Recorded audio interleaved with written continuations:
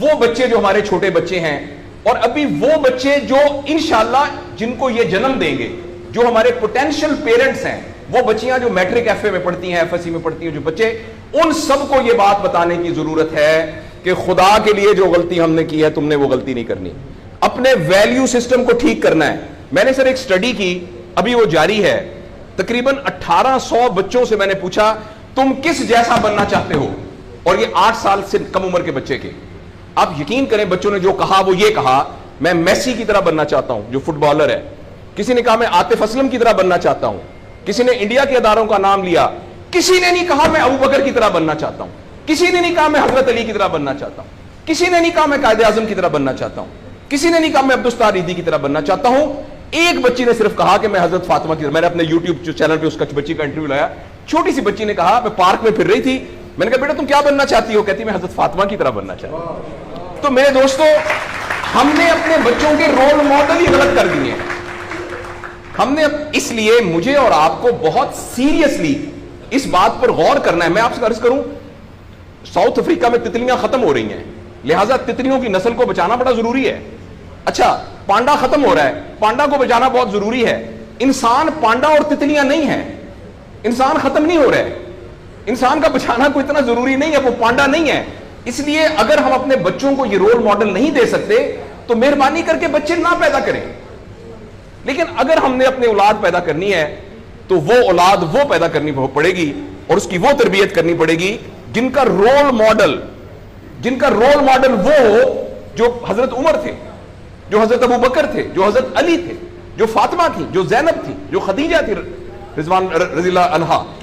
یہ ہمارے role model ہمیں پیدا کرنے پڑیں گے, اور یہ تب ہوگا جب ہمارے اندر سے یہ دو چیزیں ختم ہوں گی.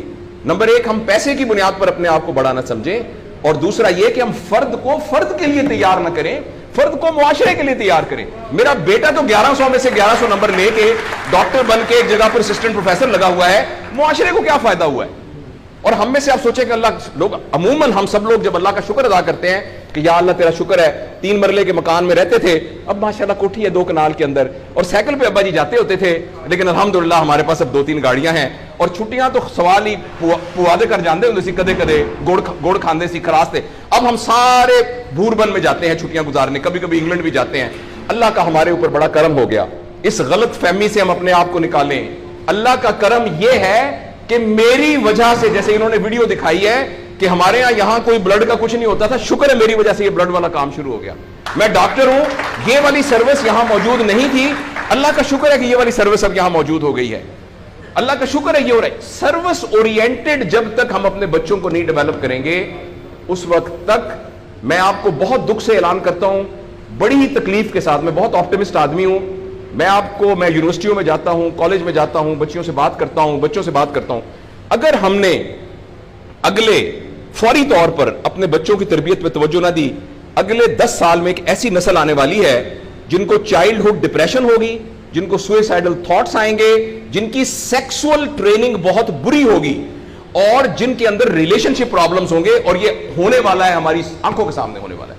اگر آپ کے ہاتھ میں ایک موبائل ہے, آپ ابھی اپنا موبائل کھول کے فیس بک کھولے, جو پہلی 1.5 منٹ کی ویڈیو آئے گی اس میں ایک نیم برہنہ عورت ناچ رہی ہوگی. اگر آپ کے 8 سال کے بچے کو آپ نے موبائل دیا ہوا ہے, میں آپ کو یقین دلاتا ہوں اس نے ننگی عورتوں کو ناچتا ہوا دیکھ لیا ہے, اور وہ سارے ایکٹ جن کو منہ سے بیان کرتے ہوئے ہمیں شرم آتی ہے, وہ آپ کے 8 سال کا بیٹا اور 8 سال کی بیٹی دیکھ چکی ہے.